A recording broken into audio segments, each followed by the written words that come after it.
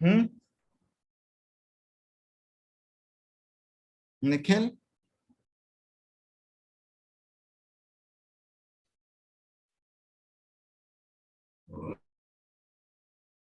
Hello Nikhil, तुम्हारे पास सारे recorded sessions है ना? यस सर, वो एक ही मिस हुआ था मेरा, तो मैंने वो डाउनलोड कर लिया था। ठीक है, तो तुम्हारा बेटा अभी तुम्हारा सीक्वल का फर्स्ट लॉट जो है वो खत्म हो गया होगा, तो देखो ये वाला ना, तो बिकॉज हाँ इन द सर। नेक्स्ट 1 और 2 days I will do it. तो 25th है ना, तो 27 अप्रैल तक तुम्हारा सीक्वल के हम वेरिएशन सब स्टार्ट करेंगे। उसके बाद आपका डैक स्टार्ट होगा, राइट? ठीक है। सर मैंने इसमें अपडेट नहीं करा है, और मैं देख भी नहीं पाया था इसके बाद, मतलब फ्राइडे के बाद, क्योंकि वो एक इंटर्नशिप के लिए अप्लाई कर रहा था एक दो जगह, तो वहाँ पे असाइनमेंट आया था उनका, तो वो उसको सॉल्व करने लग गया मैं। अच्छा, तो आप इसको कब तक करोगे? सर आज मैं पूरा कर दूंगा वो इसको, आप सारे देख लेना मतलब कर ही उमेश। रखे हैं मैंने। हाँ, आज दीपांशु का आई थिंक फास्ट हो गया है, तो ठीक है, तो मैं दीपांशु का जो है ये, नहीं, क्योंकि इसका एक ही क्लास मिस हुई थी ना मेरी, तो एक बेटा ही आपका क्लास मैं मिस हुई रिज्यूमे थी बना तो। के, अब मैं आपका रिज्यूमे बना करके फ्लोट कर दूंगा ना फिर।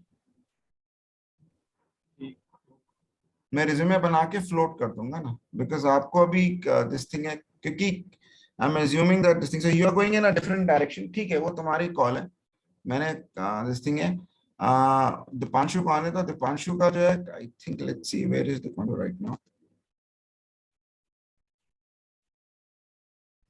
तो मैं I am welcoming Umesh, and there is mister Parmar who will also be working with you all. ठीक है ना, he is working, so he is also making a transition. So उनका भी जो है सीक्वल, तो उमेश और इसका जो है this thing, तो मैं तुम्हें ब्रीफ जो है फिर से तुम्हें एक छोटा सा डेमो दे देता हूँ। उमेश, देखो इसमें,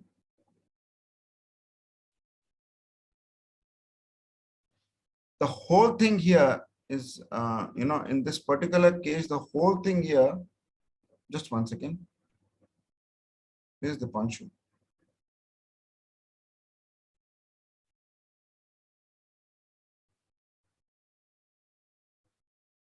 So yours is not updated, so you are way behind, right?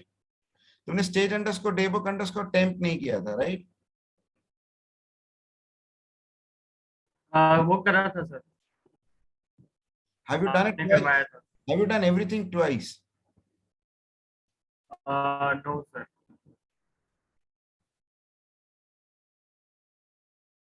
Okay, just 1 second. Can we just wait for the punch for a minute?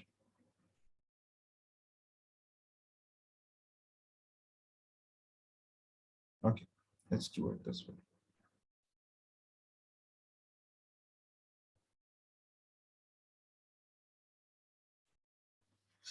See, Umesh, the whole thing is basically we enable faster, easier, and more convenient reporting through data compression and SQL reduction. Right? ये बेटा सारा का सारा इसी में ही है। तो मैं इसके वेरिएशंस दिखाऊंगा कि बेसिकली हम लोग क्या करते हैं, ठीक है ना, और उसके बाद आपको कौन से प्रोसीजर्स पे काम करना पड़ेगा, तो वो मैं आपको बता दूंगा।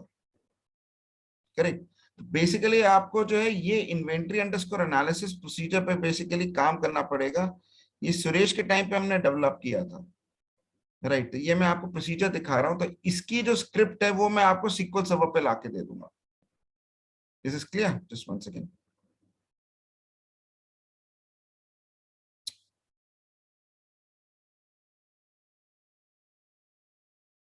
ठीक है बेटा, तो ये पूरी की पूरी स्क्रिप्ट जो है वो मैं आपको लाके दे दूंगा। तो इसमें क्या है, इसमें प्रोग्राम्स हैं जो कि तुम्हारे अलग अलग तरीके के स्टोर प्रोसीजर्स हैं, और अलग अलग तरीके के फंक्शंस हैं। ये बेसिकली आपको स्टोर प्रोसीजर, तो बेटा फंक्शंस जो है आपको अपने एंड पे रेप्लिकेट करने होंगे, आपको खुद करने होंगे। तो मैं बेसिक कॉन्सेप्ट्स आपको बता दूंगा कि क्या है, उसके वीडियोस भी जो है मैं आपको दे दूंगा। उमेश, ठीक है बेटा कि नहीं है? Hello Umesh, Umesh. Yes sir, आवाज आ रही है सर। हाँ, तो तुम्हें ये बेसिकली स्टोर प्रोसीजर जो हैं ये पूरे के पूरे अपने एंड पे रेप्लिकेट करने होंगे। ओके ठीक है सर। ना, स्टोर प्रोसीजर्स ऑफ फंक्शंस, क्योंकि इसी से ही सारा तुम्हारा प्लेसमेंट होता है, अधिकतर लोगों का इसी से ही हुआ है। तो ये प्रोसीजर्स का मैं तुम्हें एक प्लान दे दूंगा कि भैया ये प्रोसीजर्स जो है कर लो, एक के बाद एक के बाद एक के बाद एक। तो मैं तुम्हें पूरा का पूरा प्रोसीजर दे दूंगा। तो ये सुरेश ने किया था, इसके अलग अलग। तो इसमें हमने ये देखा है कि जो लोग ये प्रोसीजर्स मास्टर कर लेते हैं और जो लोग ये फंक्शंस मास्टर कर लेते हैं, उनका अधिकतर जगह प्लेसमेंट हो ही जाता है, क्योंकि इसके आगे वो पूछते नहीं है सीक्वल में। अब अगर कोई बहुत ही टेढ़ा हुआ तो मैं कुछ नहीं कर सकता, पर नॉर्मली वो इसके आगे नहीं पूछते। तो इसीलिए तुम्हें सुरेश ने मेरे पास भेजा है। ये जो था, ये सारे, इसमें कई चीजें जो थी वो सुरेश के टाइम पे डेवलप हुई थी। Is this clear? Okay sir. थोड़ा सा ये कॉम्प्लिकेटेड डेटा वेयर हाउस है, ठीक है। लेकिन एक मिनट जरा चेक करना दीपांशु आ रहा है कि नहीं आ रहा है, क्योंकि मुझे आज तुम लोगों को एक इंपॉर्टेंट कॉन्सेप्ट सिखाना है, ठीक है ना। वो डेटा वेयर हाउसिंग का रिलेटेड है। मैं उसको कॉल, हाँ मैं कॉल करता हूँ हाँ बेटा, सर, मैं कॉल करता हूँ। ठीक है बेटा। तो इन द मीन टाइम जो है, ये देखो बेटा, ये मैं तुम्हें दिखाता हूँ कि कोर कॉन्सेप्ट क्या है जिसपे कि हम लोग चलते हैं। तो हम लोग faster and easier more convenient reporting from health care software से लेते हैं, और इसमें हम लोग क्या करते हैं, हम लोग कन्वीनियंट कर देते हैं क्यूब्स को। मतलब क्यूब का मतलब ये होता है कि हम छोटे छोटे डेटा सेट्स में डेटा को डाल लेते हैं फॉर फास्टर एक्सेस। पर cube means more hardware. We eliminate the joins between the last transaction tables and eliminate the complexity of understanding various ERPs. We reduce the data extraction times. मतलब हम लोग क्या कर रहे हैं कि हम जितना डेटा चाहिए, जितने कॉलम चाहिए, उतना ही कोई एक्सट्रैक्ट कर रहे हैं। और the business logic coding time, कि मतलब बिजनेस लॉजिक जो है वो हमारा प्री कोड हम लोग कर देते हैं। मेंटेनेंस टाइम्स हम लोग कर देते हैं, क्योंकि सिस्टम जो है अब अधिकतर पूरे के पूरे प्लग इन प्ले हो गए। तो उमेश क्या हुआ कि इसको अब हम लोगों का मोरलेस स्क्रैप ही हो गया है, क्योंकि अब हम लोगों ने ये पूरा का पूरा जो था पावर बीआई डैक्स में कर दिया, ठीक है ना। So once these guys finish off with the SQL portion, तो इनका डैक्स का जो है शुरू हो जाएगा। और इनका एक दो और तो तुम्हें क्या करना है, एक हफ्ते में पूरा का पूरा ये सीक्वल वाला पोर्शन खुद मास्टरी करनी है।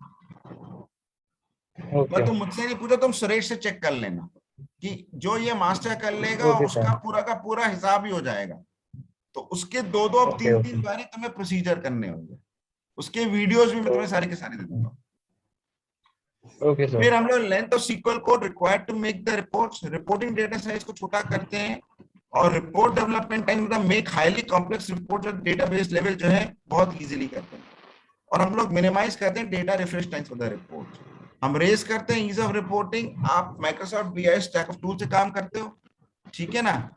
और आप ability to handle large data loads आपकी बहुत होनी चाहिए। Ease of deployment, concurrent number of users maximum. तो कोई ये पूछेगा कि बॉस आपका डेटा वेयरहाउस का वैल्यू प्रोपोजिशन क्या है, तो उसको जो है ये वाली स्लाइड तुम लोग बोल देना। निखिल, दीपांशु, ध्यान रहे, ठीक है बेटा। क्योंकि तुम्हारा डेटा वेयरहाउस का जो होल पर्पस है कि तुम जो हो पीसीओ सर्वर रैम को ऑप्टिमली यूटिलाइज करो। Is this clear? Yes, sir.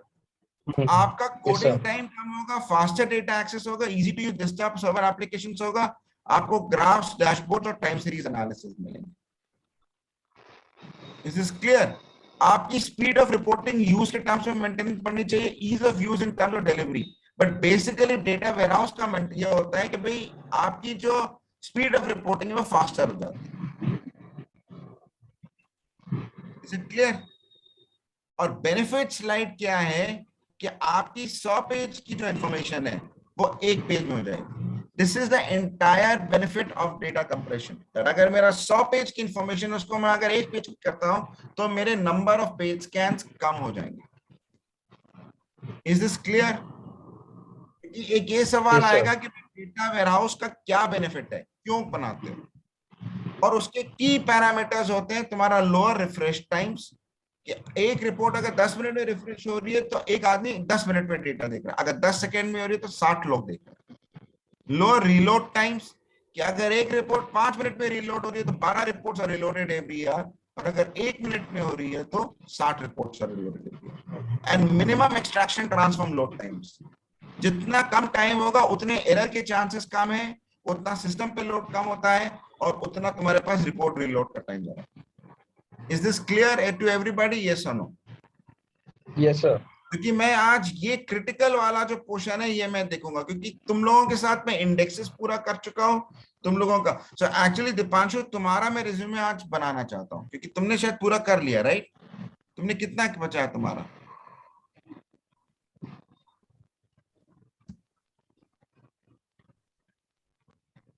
तो बेटा आपको ना खुद थोड़ा सा करना पड़ेगा। तुमने संडे वाला ये पूरा एक्चुअल नहीं किया, ये एक्चुअल कर चुके हो ना, तो तुम्हारा ये वाला बचा है। सर एक बार सारे प्रैक्टिस वाले रहते हैं, संडे को मैंने नहीं किया। कोई बात नहीं, तो ऐसा करो कि तुम इसको आज के दिन में खींच लो, हमें डेटा वेयरहाउस का पूरा, फिर कल तुम्हारा जो है रिज्यूमे बनाते हैं, और फिर तुम्हें मैं ट्रिकी असाइनमेंट देना शुरू करता हूँ, और फिर तुम पावर BI डैक्स पे चले जाओ। So by the middle of next week you are through, right. और उसके बीच में जो है वो तुम्हारा रिज्यूमे बनाते तो रोबो ऑटोमेटिकली मार्केटिंग करता रहेगा, वो हमारा सब ऑटोमेटेड है। Is this clear? यस और नो? Yes sir, yes. है ना? तो तुम्हारा जो है मैं फिर वो ऐसे करता हूँ, तो तुम्हारा आज और कल में मैं ये सीक्वल वाला रिज्यूमे बना देता हूँ, और फिर तुम परसों से जो है, परसों से पावर BI डैक्स पे चल जाओ, कल या परसों से तुम पावर BI डैक्स। अब ये तुम खत्म जितनी जल्दी करोगे उतना, क्योंकि ये स्टेप्स बस खत्म कर दो। क्लियर? उसके बाद में तुम लोगों को असाइनमेंट दूंगा कि कैसे कैसे करना है। और उमेश बेटा मैं आपका जो है ये एक कॉम्बिनेशन बनाऊंगा इस तरीके से। Okay sir. पूरा का पूरा बता दूं, तो ये आपको भी पूरा कर, ओके और मैं सुरेश को भी ये बता ओके देखो सुरेश मैंने इसका ये is this clear? Yes sir, yes sir. तो तुम आप इधर आ जाओ। तो ये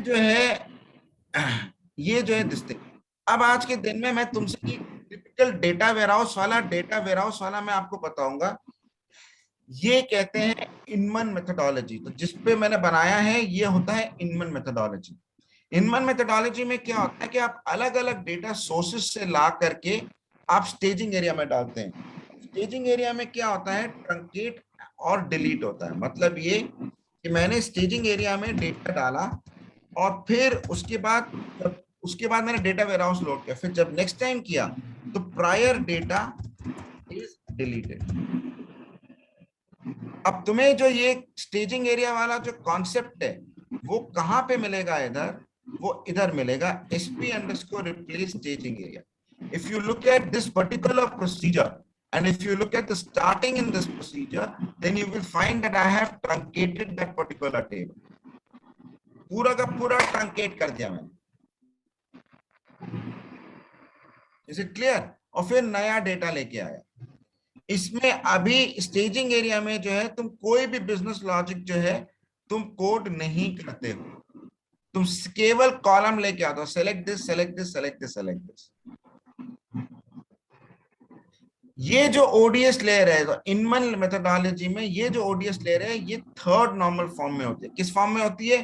थर्ड नॉर्मल फॉर्म, ठीक है ना? अब तुम्हें मैं थर्ड नॉर्मल फॉर्म जो है मैं क्लियरली बताता हूं। तो if you look at this, the first statement is truncate state table stage underscore table. Is this clear? Yes और नो? सर तो इसमें कोई इंसर्ट, अपडेट, मर्ज कुछ नहीं है, इसमें सीधा का सीधा ट्रंकेट है। फिर यहां पे मैंने बेसिक डेटा क्लींजिंग की, जो इसके सारे गंदगी थी, जो स्पेशल कैरेक्टर्स वगैरह सब थे, वो सब हटा दिए।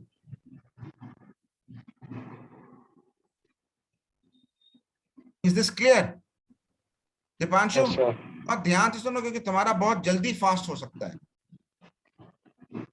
बिकॉज तुम्हारा काफी फोकस्ड एफर्ट है, तो तुम्हारा जल्दी होना चाहिए, तो तुम्हारा अच्छा होना चाहिए।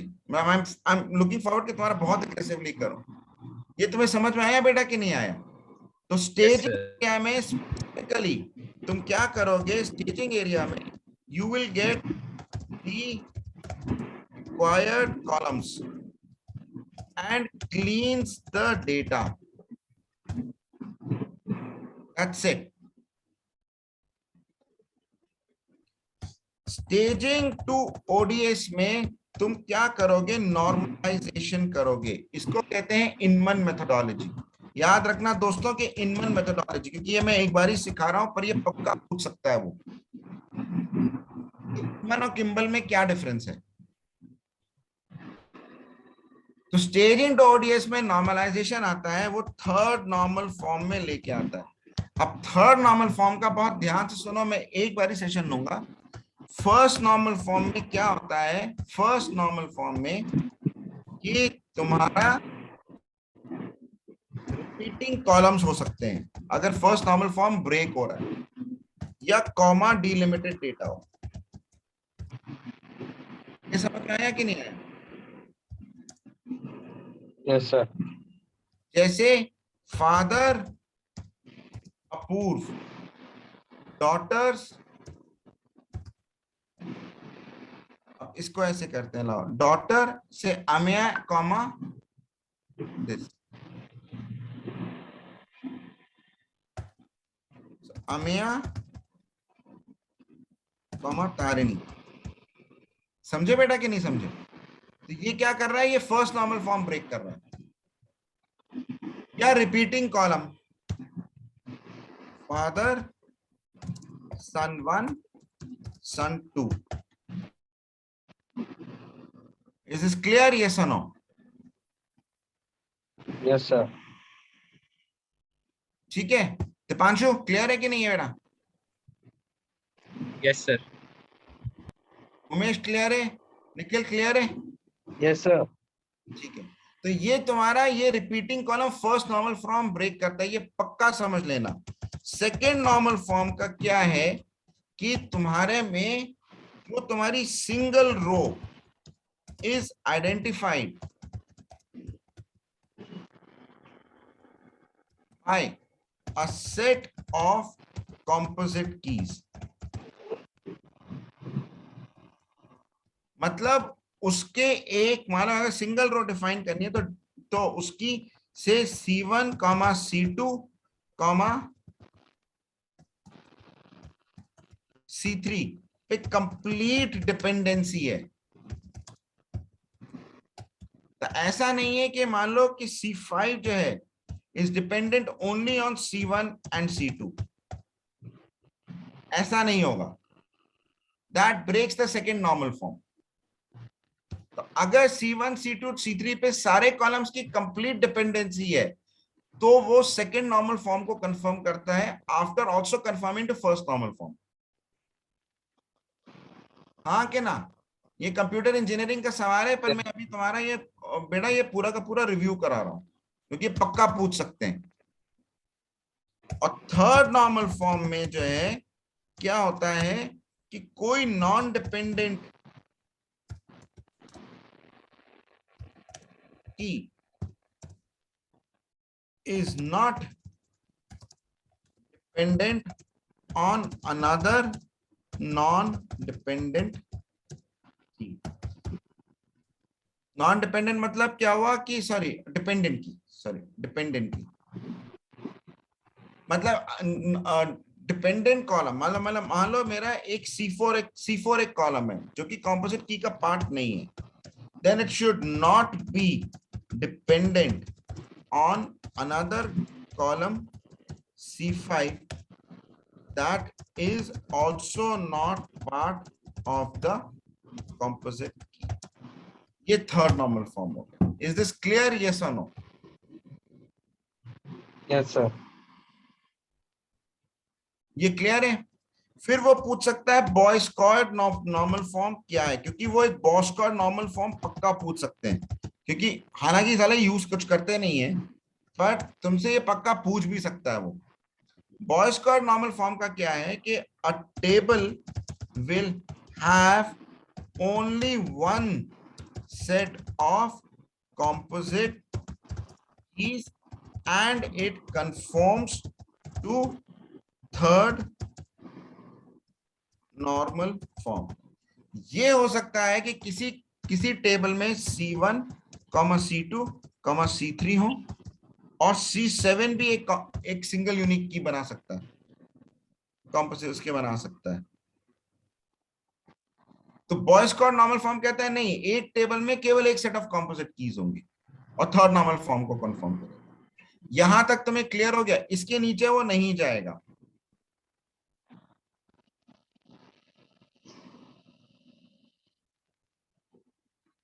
यस और नो?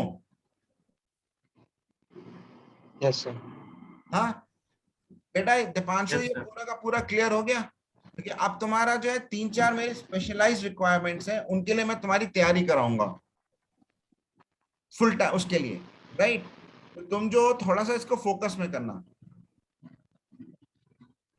और निखिल जब भी आप कंप्लीट करो जितने टाइम में भी, उसके बाद हम फिर हम इंटेंसिवली आगे बढ़ेंगे। Is it clear? Okay, sir. ठीक है ना? क्योंकि अभी जो है ये होगा। उमेश तुम्हें समझ में आया कि नहीं आया? Yes sir. ये डेटा मॉडलिंग का पक्का पूछ सकता है वो, और ये कॉन्सेप्ट सीख कर ही सुरेश ने लाखों कमाए हैं। Yes sir. Is this clear? तो ये सीख लो, इतना इधर उधर पूछ लो मत, just get your bloody concepts correctly, फिर अपने आप तुम्हारे पास अपॉर्चुनिटीज आएंगी, और जो बड़बड़ी में गए वो गिरे।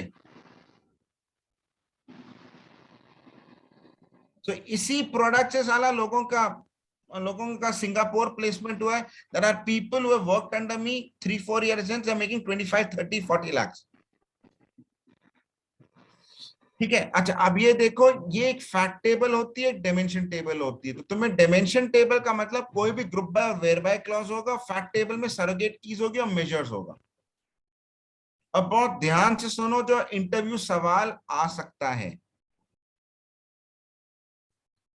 पहला सवाल ये आ सकता है कि टाइप 1 डायमेंशन कौन सा होता है, टाइप 2 डायमेंशन कौन सा होता है। ये तुम वीडियो में समझ लोगे। टाइप 1 डायमेंशन क्या होता है? टाइप 1 डायमेंशन वो चीज होती है जिसमें कि देयर इज नो हिस्ट्री। मैं सारा हिस्ट्री स्टोरी नहीं करता हूं। उदाहरण के लिए मेरा एड्रेस अगर चेंज होता है, क्योंकि मेरा एड्रेस चेंज हो सकता है। Today Umesh is staying in C1 place, tomorrow Umesh could stay in C2 place. Is this clear? So in type 1 dimension, I don't store a history. So all the dimensions here are what? Type 1 dimension. How did you find out that they are type 1 dimension? Look at the merge clause. कि भैया अगर composite key नहीं है तो insert कर दो. If there is a composite key is there in the target table तो update कर दो. Yes or no? Nikhil, Deepanshu समझ Yes, आया sir. कि नहीं आया? दीपांशु तुम्हें समझ आया बेटा? तो ये टाइप 1 के भाई कॉम्पोजिट की है, अगर नहीं है तो इंसर्ट कर दो, नहीं तो अपडेट कर दो। इसमें तुमने कोई लोकेशन की हिस्ट्री रखी? नहीं रखी।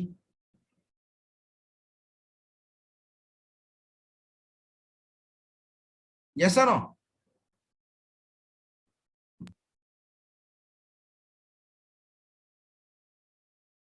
हाँ क्या ना बेटा?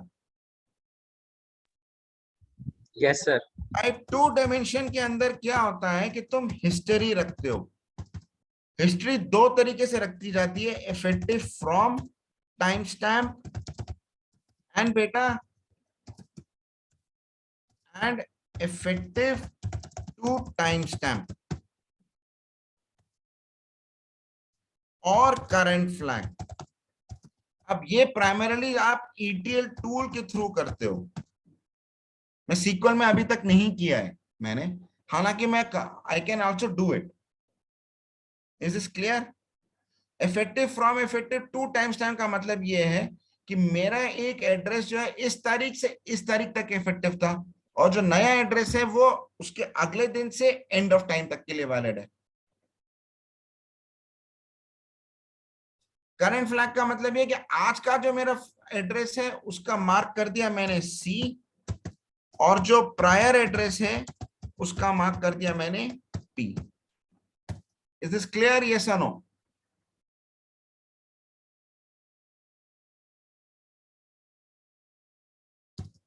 टाइप 3 डायमेंशन, इसको बार बार ध्यान में रखना, keeps only the current record and the prior record, that's it. अभी का रिकॉर्ड और इससे जस्ट पहले वाले का रिकॉर्ड ही रखेगा बस वो। ये समझ में आया कि नहीं आया?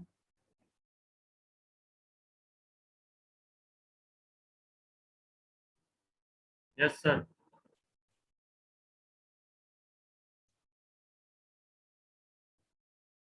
निखिल समझ में आया? Yes sir.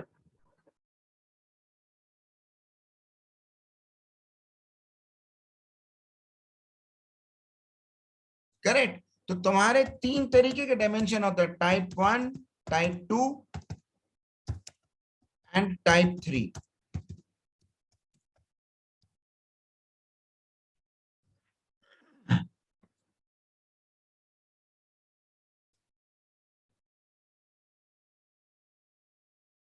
फिर होता है कंफर्म्ड डायमेंशन। बहुत ध्यान से सुनो, कंफर्म्ड डायमेंशन।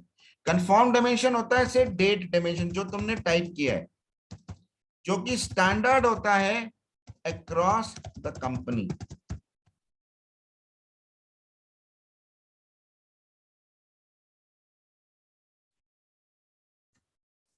डेट डायमेंशन मेरी पूरी कंपनी में स्टैंडर्ड है, वो हमेशा ओडीएस लेयर में स्टोर होगा।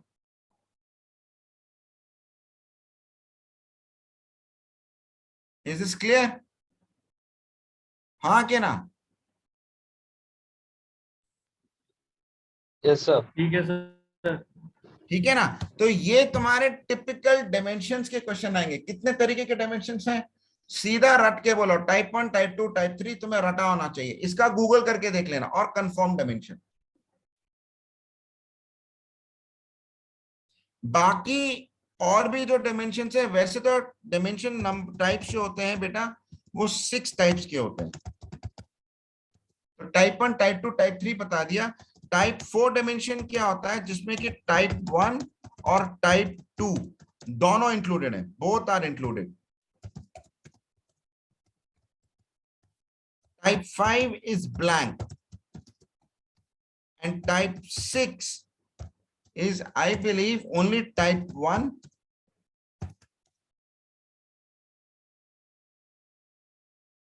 type 2, टाइप 6 का मेरे को एग्जैक्टली याद नहीं, एक सेकेंड, एक सेकेंड। टाइप 6 का भी डायमेंशन जरा देख लेना कि गूगल करके कि टाइप 6 कौन सा होता है। टाइप 6 डायमेंशन जो होता है ना बेटा, type 5 is blank, type 6 dimension is 1, 2, 3 all included, ऐसा कुछ है।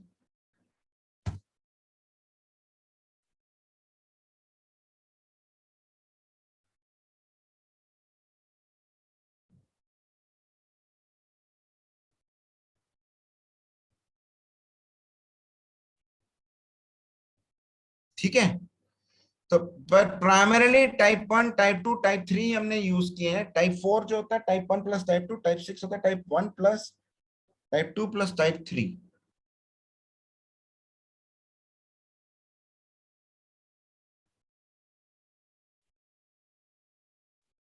तो ये मैंने एक्चुअली टाइप 1, टाइप 2, टाइप 3 से ही मेरा अधिकतर काम हुआ है। ठीक है ना? और एक ही हो गया तुम्हारा कंफर्म डायमेंशन। अब आया तुम्हारा फैट टेबल्स। तो एक ये पूछ सकते हैं फैट टेबल्स। तो इसमें बेटा बहुत ध्यान सुनो, एक को पूछ सकता है फैटलेस फैट क्या है। ये साला ये पक्का पूछते हैं क्योंकि this is a trick question. Factless fact में बेटा क्या होता है कि it has only foreign keys and no measures. ये समझ में आया कि नहीं आया?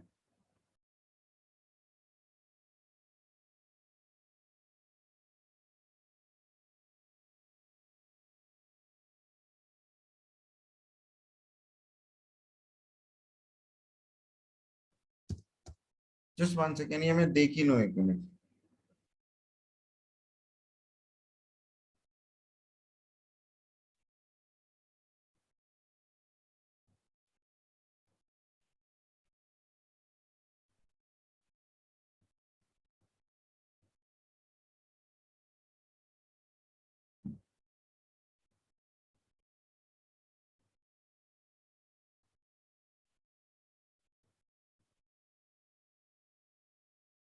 तो जो वॉलेटाइल जो एट्रीब्यूट्स होते हैं उनका एक सेपरेट डायमेंशन बन जाता है। पर इसको प्रैक्टिकली कैसे करेंगे वो मैंने नहीं किया अभी। ठीक है ना?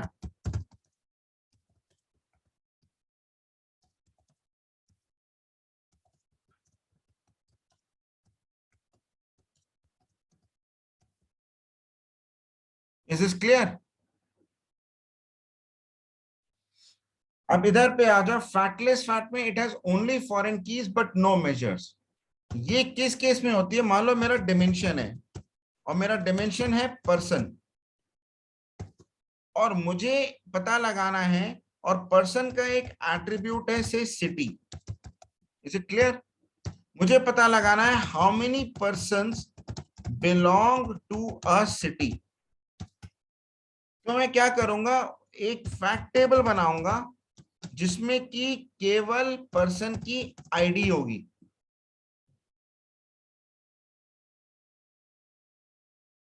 उसमें कोई और एट्रीब्यूट नहीं होगा, और इस पर्सन की आईडी का मैं काउंट या ग्रुप बाय करके ग्रुप बाय दिस, क्योंकि इसमें तो फैक्ट में होता है ना। तो फैक्ट में क्या हुआ, तुमने कहा सेलेक्ट सम ऑफ मेजर, तो ये मेजर कहां से आया? It is coming from fact table, comma, फिर डिमेंशंस के एट्रीब्यूट से ग्रुप बाय हुआ, राइट? तो ये जो सम आता है ये तुम्हारी फैक्ट टेबल से आता है कि नहीं आता है? सर दीपांशु,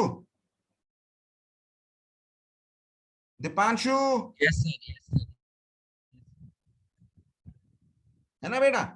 तो ये तुम्हारा फैक्ट टेबल इधर से आएगा।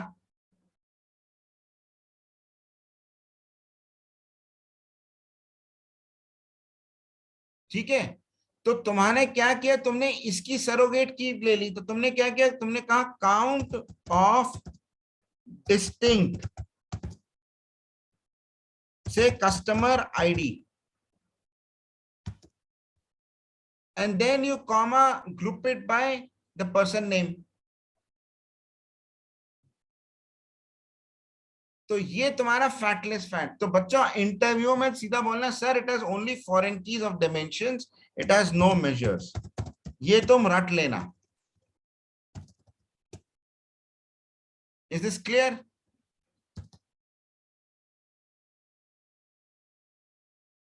बोलो बेटा। दूसरा फैक्ट का ये होता है cumulative and snapshot.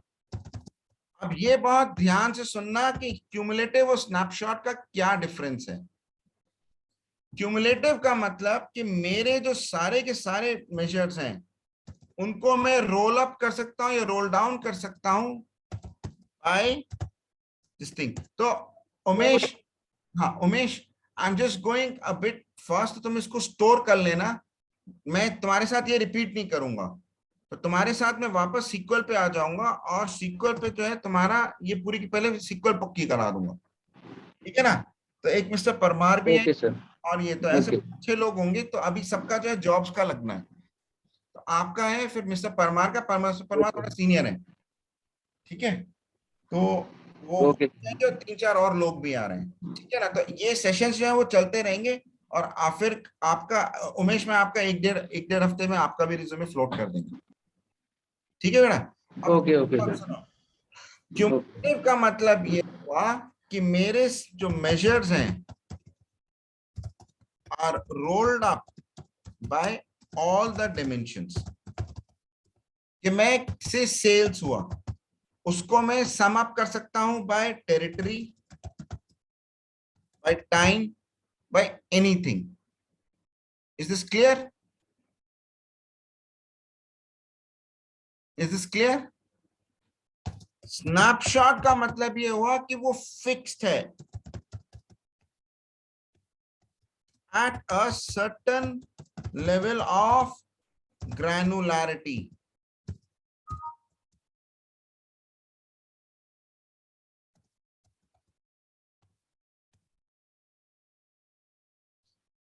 Certain level of granularity. उदाहरण के लिए इन्वेंटरी। अब बहुत ध्यान से सुनो, क्योंकि ये तुम्हें वहां पे बोलना पड़ेगा। तो ये मैं वीडियो दे दूंगा तुमको, इसको 1-2 बारी बार बार रिपीट करके देख लेना। Inventory is a snapshot. क्यों? इन्वेंटरी ऑन फर्स्ट इज से 100 units, on second is say 200 units.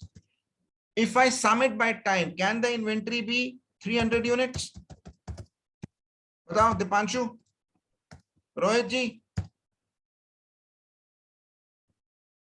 Deepanshu ji,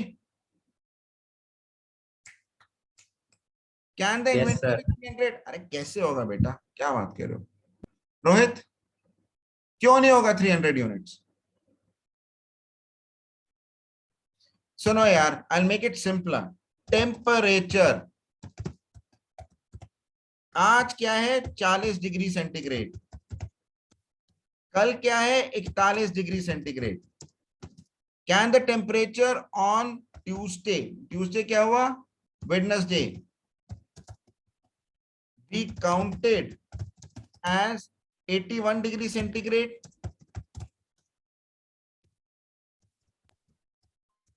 No, sir. So temperature cannot be summed by time.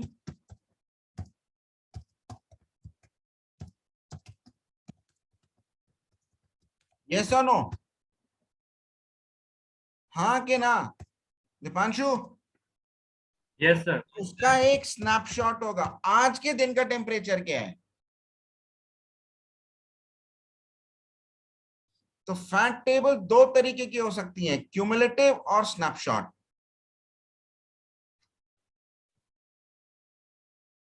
Is this clear? Yes sir. फिर तुम नेक्स्ट आओ कि measures किस तरीके के हो सकते हैं। मेजर मतलब सेल्स वगैरह, ये तो ये पक्का पूछते हैं। तो मेजर्स होते हैं additive, semi additive and non additive. ये तीन का सिंपल मान के चलो। ये आज का जो सेशन था बहुत ज्यादा इंपॉर्टेंट था, इसीलिए मैंने सबका इंसिस्ट किया क्या है। एडिटिव मेजर का मतलब ये हुआ कि it can be summed up by all the dimensions, sales, purchase, पूरा का पूरा सम कर दो। बेटा ये सारे के सारे कॉन्सेप्ट्स ना तुम्हारे टैली वाले जो प्रोडक्ट में अगर कोई आता है उसको यूज करने होंगे। सेमी एडिटिव का मतलब ये होता है it can be summed up by some dimensions, not all. उदाहरण के लिए inventory, temperature, inventory, just inventory, inventory can be summed up by say region. मेरे एक रीजन में 100 है, दूसरे रीजन में 200 है, तो मेरी टोटल इन्वेंटरी 300 हो सकती है क्रॉस रीजन्स। पर एक दिन के हिसाब से मैं सम नहीं कर सकता, दिन के हिसाब से सम नहीं कर सकता। इज दिस क्लियर, यस और नो?